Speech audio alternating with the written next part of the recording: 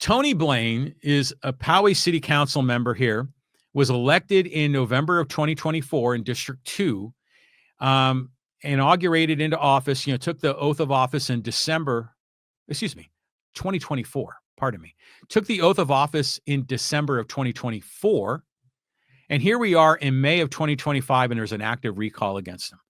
And it's pretty amazing. I mean, a lot of this is based on unscrupulous, unethical behavior. Some might say illegal behavior by a public official. In some cases, it's making quid pro quo arrangements with other people on, other city council members. Like, hey, if you don't support me on this bill, I'm going to create a recall against you for the next election. In other cases, not using public channels of communication, because, all these politicians have a city-owned email address, and all city business should be conducted through that city email address because we want transparency. We want the public record out there. But a lot of Tony Blain's correspondence allegedly have been on personal email, and also in many cases using that Signal chat, which is the one that, Secretary of Defense Pete Hegseth has been using, which is encrypted, but essentially it's used specifically to avoid public record, to avoid public transparency. Now, there's a lot of other things going on here, and there's a whole movement to get him out. And there's some breaking news I want to share with you. Now, first of all, the recall campaign is really being driven by three individuals. At least they're the figureheads. And that's John Couvrette, who is the former, or might even be still the existing chairman of the board of the Poway Chamber of Commerce. John is also the president of the Poway Kiwanis Club, very active socially or locally in a lot of things in the business and community organizing efforts. They even created the Poway Foundation, which is to raise money for nonprofits. So he's very well connected. And by the way, his wife, Ginger Couvrette, serves on the Poway Unified School Board. So kind of a power couple, and he's one of the main spokesmen. The other two main spokespeople are Anita Edmonston, a former Poway City Council member, and John Mullen, another longtime Poway City Council member. Now, here's some breaking news from John Couvrette, and this is very interesting. So last night, apparently, there was video taken near City Hall of Tony Blain being approached by police officers. And you're thinking, oh my God, what's going on? So according to John Couvrette, he says there were 3 uniformed police officers from the district attorney's office. They detained Tony Blain and searched his car after the city council meeting. I did not see any arrest. Since the DA started interviewing multiple people regarding Tony's alleged vote trading and extortion several months ago, the DA has declined to comment on the Tony Blain matter. This is the first public action I am aware of regarding the DA's office investigation of Tony Blain. Interesting. So he's already coming under fire here. I mean, he's been under fire locally, but now it's becoming a legit, do we need to get the district attorney for the county of San Diego here? Is this an unscrupulous politician that is violating the law, violating ethics standards? This is serious. It's quite serious. But I want to comment, though, on a number of other things to this, like what's going on with this recall, et cetera. Now, first of all, there have been a lot of recall efforts here in Poway. The most successful one, of course, was the recall of Petty Rexford, which I think happened about 15 years ago. And that's what ultimately eventually led to Steve Voss getting on Poway City Council and then eventually mayor, because Steve Voss was the ringleader of the Betty Rexford recall petition. But since then, there have been a number of other recall attempts. There's been multiple recalls efforts on Mayor Voss. I mean, in fact, I know another local community organizer, Chris Olps, was the leader of one of those. And made some headway, got some traction, but never got enough signatures to qualify to get it on the ballot. Now, right now, there is an active recall against sitting council member Peter DeHoff from District 3. Peter DeHoff is my representative on the Poway City Council. But that recall effort seems to be way, way less aggressive than this Tony Blain recall. I mean, if I don't know, I don't think this DeHoff recall is really a serious effort. I think it's being run by a number of people that are kind of the outspoken vocal minority that oppose a lot of what's happening on City Hall, in some cases for rightful reasons. But I don't see this recall effort for DeHoff being serious. But this recall of Tony Blain, from a marketing perspective, I'm impressed, because right now they're gathering signatures and they've got to get a certain number of signatures to get on the ballot. So they've got a lot of presence on social media. I've seen YouTube videos. I've seen information on Instagram, on Facebook. So from a social media perspective, they're out there. They've done direct mail to voters. In fact, there's an example there on my screen of some of the recall Tony Blain postcards that have been distributed. I mean, this is a serious effort and it's funded by a lot of people. Now, it's way more professional than what I've seen from other recall efforts. Now, granted, the Betty Rexford recall about 15 years ago, I was not as deeply tuned into Poway politics. But I'm just going to say, from a marketing perspective, I'm impressed with these guys are doing. And the messaging is consistent. It's on target. The evidence is presented clearly. And, from that point of view, I think it's a worthy effort. Now, I'm praising the marketing effort of the campaign.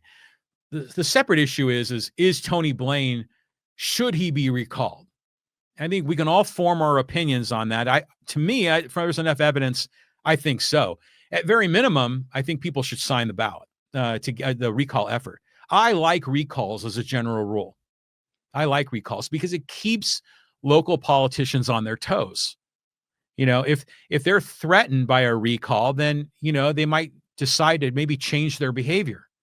I think recalls are good. I think recalls are an important part of democracy. Even if I don't necessarily support recalling a person, I'm usually generally supportive of the recall effort. I didn't sign the petition to recall Mayor Voss, mostly because I didn't go out and pursue the opportunity to sign it, but I would have, because I like recalls. But in the end, that I didn't have confidence that the recall of Voss was going to really legitimize itself and become reality. And sure enough, it didn't. So I don't think my one signature was going to make a difference. But speaking of signatures, this is interesting too, is that in the Recall Tony Blain Facebook page, which is run by John Couvrette, one of our good friends of the John Riley Project podcast, our friend Ed Franklin. Ed Franklin's terrific. Go check out his podcast, Ed Franklin, No Limits. He loves talking about, overcoming your struggles in life and being positive and going out there and doing it, getting things done. He also is a great sales leader, a sales professional, a sales trainer. I mean, he's like our local Zig Ziglar, Ed Franklin. So you want to check out Ed Franklin and his work, I encourage you to do it. But Ed Franklin was asking the Recall Tony Blain page, how are we doing on signatures? And John Couvrette responded. And I was honestly surprised he responded. I figured they wouldn't say anything about this, until they got really close, because they want to kind of, keep it under the vest. But it turned out John Couvrette was very open and candid. He says, we need 25% of the 9,700 plus registered voters to sign it. We are halfway through the 90 days and are more than halfway to our required signatures. So that means they're kind of ahead of pace, which is good from their perspective. The momentum is picked up. However, there is still an effort required to get us across the finish line. Interesting. So they're sort of kind of on track. They still need a lot more help. But like I said, I think this recall effort has a better chance of succeeding than a lot of other recall efforts in town. I don't know how Tony Blain's going to survive this. I mean, I know that he's threatened some of his local constituents. I tried to have the police go after them. He has said that he, won't talk to people on social media. He'll only talk face to face. And if you attempt to record the conversation, he'll leave. So he's just not a man of the people. It's crazy. But I got to give Tony Blain credit on one thing. And this is crazy. Check this out. Tony Blain for Poway mayor in 2026. Can you believe this? You got to hand it to Blain. I mean, he's not backing down. He's doubling down. It's very Trumpian in how he's handling this, and he's staying on offense. And I think it's kind of entertaining from my perspective. And what's interesting is that there was some conversation online about whether or not what Tony Blain's plan was, and I think Tony has said that he's going to run for mayor. He's been saying it for a while, and I think he figures that he can only fully implement his vision, his strategy, until he becomes mayor. But then people are saying, "Oh no, he's not really running for mayor." And someone said, "Oh yeah, I've seen signs." And so I was driving on a Spola road from Poway High School down the hill towards the intersection of Twin Peaks and Espola. And there along the side of the road on the east side of Espola, I saw a few of these Tony Blain for mayor signs. And this is crazy. I mean, so check it out. It says lower water rates, which I think is kind of picking up from some of the Chris Cruz commentary in town. Term limits, which I greatly support term limits, just like I tell you, I support recall as a general strategy. And then protect and improve Poway, which just sounds great. And the sign kind of looks like an American flag. I mean, that takes a lot of balls. I mean, there's a recall effort going after you right now, and you're campaigning for mayor for an election that's not going to happen for almost 2 years. And other people have like studied this sign, like, hey, wait a minute, I don't see any campaign finance, code. Who funded this? They're trying to say if it's illegal, campaigning or not. But I mean, this is just amazing. I mean, it's amazing that he has the cojones that while he's under attack, he's not taking a sitting down and he's still on offense. So I think it's hilarious. But going here, this is a mantra that I've often commented about. Particularly when I was a candidate for school board in Poway in 2014. We need to have transparency in politics. In local politics, it should be easy to be transparent, to be real, to be honest. And I think that's, from my point of view, this is the thing that I see from Tony Blain that concerns me, is that he is doing a lot of his communication through covert means and not embracing an open book, by using public communication channels to do his political business. So I've always often said sunshine is the best disinfectant, is be transparent, open it up to the full light of day, and then we can see everything warts and all. Now, in my opinion, what Tony is doing here is, if he wants to be mayor in 2026, well, then you think that he would try to stay out of trouble as a Poway councilman now. And granted, I know he was elected to office to be aggressive and he was going to rattle some cages and he had some things to prove. And he's got some supporters that really want him to go into City Hall and shake things up. But still, if you have a future plan in politics, you can still shake things up, but at least do it legally and stay in your lane and don't commit any unforced errors. And I think that's what's happening here. Now, I appreciate Blain for calling out things that he wants to call out, even if I agree or disagree with him. But just do it the right way.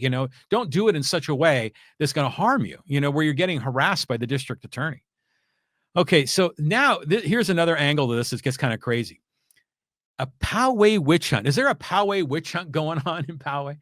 Now, some of the supporters of Tony Blain have, actually, let me reel this back. There is in Poway a dynamic that exists where Mayor Voss, who's been mayor now since 2014,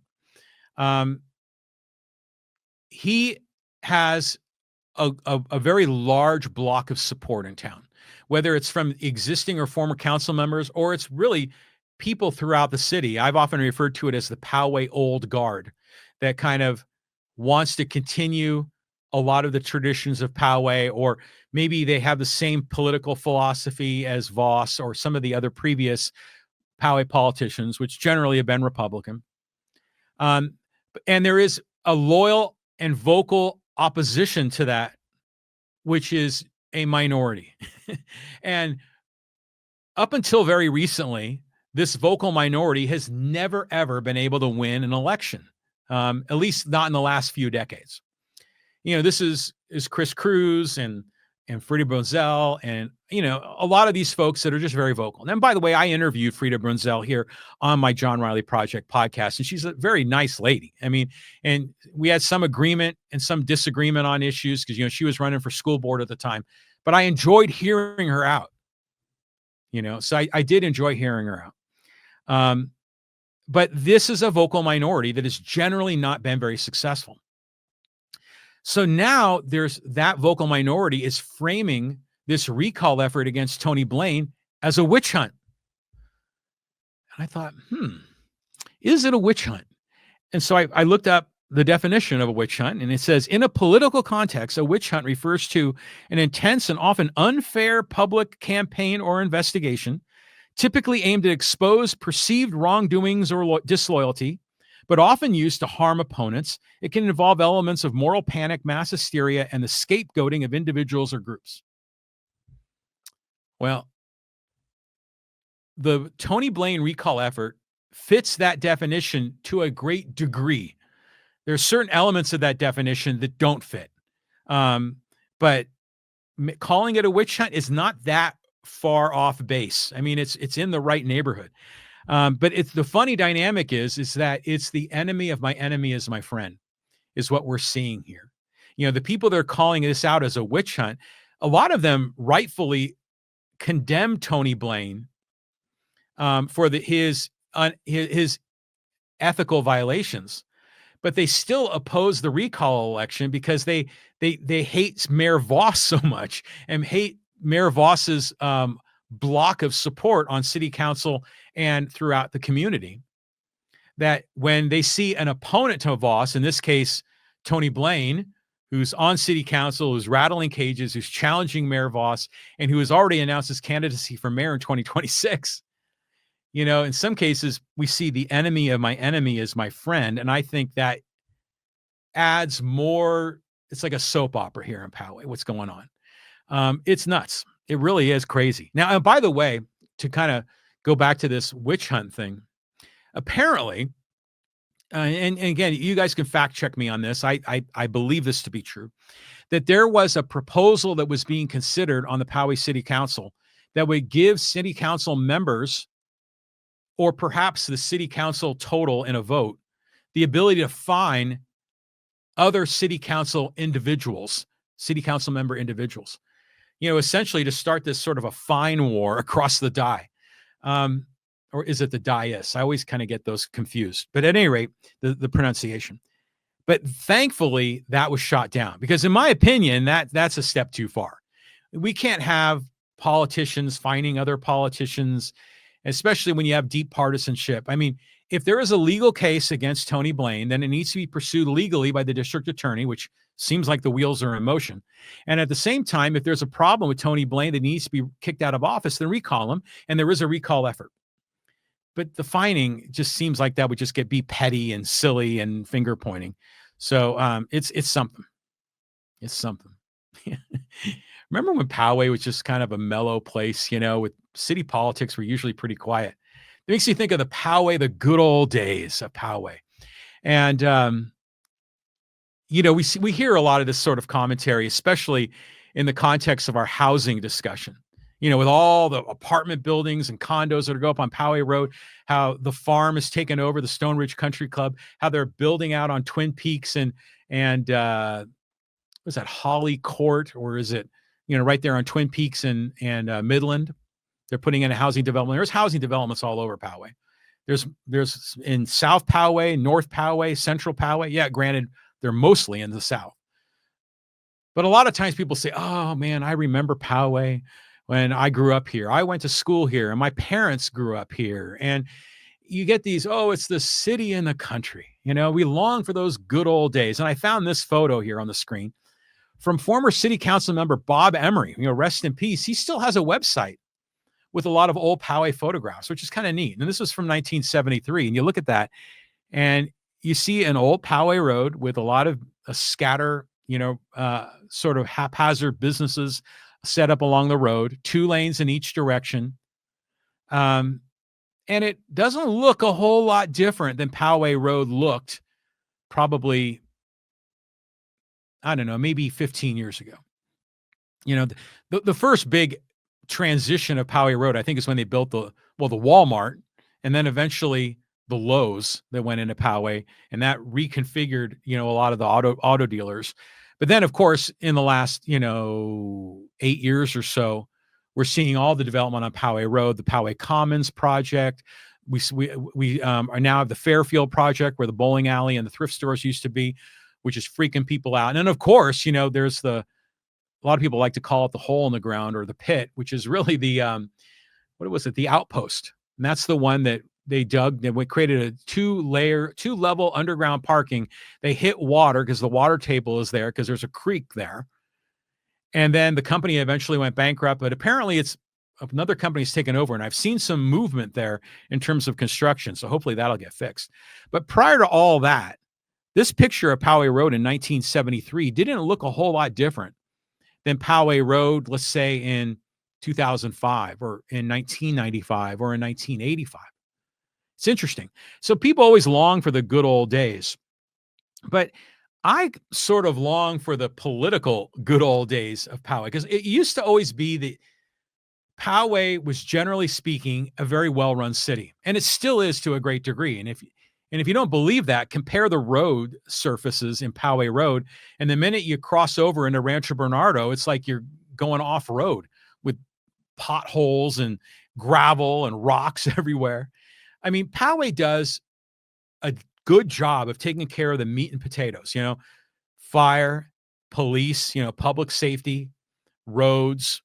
They're working on the water system. Now, granted, they had that big water fiasco a few years ago with the rope and everything else, but they're fixing it. You want the city to be focused on public safety, on roads, and maybe parks and that sort of thing. But everything has changed. Now we've got recalls of Blain, recalls of Voss, recalls of DeHoff. And it makes you think, what's happening in Poway? What's causing all of this disruption? And the short answer is it's housing. Housing is what's freaking everybody out. And so now the latest controversy is this. The Big O tire store on Poway Road. And you know where that is? I mean, we got a bunch of tire stores on Poway Road. There's Discount Tire, which I usually go to, and those folks are great. And then I know there's Evans Tire, which is, further east on Poway Road. It's sort of kind of near the outpost where that's being built, kind of across the street from the car wash that is now shuttered and closed up shop. But then there's also the Big O tire store, which is right next to Hertz rental car, or is it Enterprise rental car there? And it was right next to where the Poway bowling alley used to be. And what was interesting is when they built the Fairfield project, which is that gigantic 4-story luxury apartments, and some of that retail that's going to be on the sidewalk there, which I don't know if they've really filled any of that. There is a they kept the Big O tire store there, which shocked me. So apparently that is a separate parcel of land that was owned by that individual landowner. I don't know if it was Big O Tires, the corporation, or some independent person who built the company or built the building, and then Big O leased it. But they didn't sell when that whole Fairfield project went up. The bowling alley sold, thrift stores sold, but these guys held out. And I always thought it was kind of weird that there was going to be a tire shop next to all these brand new apartment buildings. But eventually they finally have decided that they're going to flip this thing. And so there was a proposal that went to the city hall about putting in a 16-unit apartment building there to replace the Big O tires. And this apartment building was going to be in the same architecture and style as the rest of the Fairfield project. So it would look kind of the same. It would sort of be just another building in that overall campus. And what happened? People complaining, the usual complaints. Oh my God, there's going to be more traffic. Oh my God, there's going to be stress on infrastructure. Oh my God, there's not enough parking. We can't have this. No more housing. And it was interesting having some of these conversations online because speaking for myself as a guy that I go to Discount Tire, which I like those guys. But when I go to Discount Tire, man, that place is cooking. There are customers going in and out. They have employees going in and out of that parking lot. They got cars moving around because, after they're done on the, getting their tires replaced, they have to move them out into the back parking lot until the people come and pick them up. And then you got vendors delivering tires, big trucks with tires being delivered. And I'm thinking to myself, there is no way that a 16-unit apartment building could generate more traffic than a shop that sells tires. And look at that. It was a big O tire with 3 bays, 3 individual bays to take tires off and put tires on.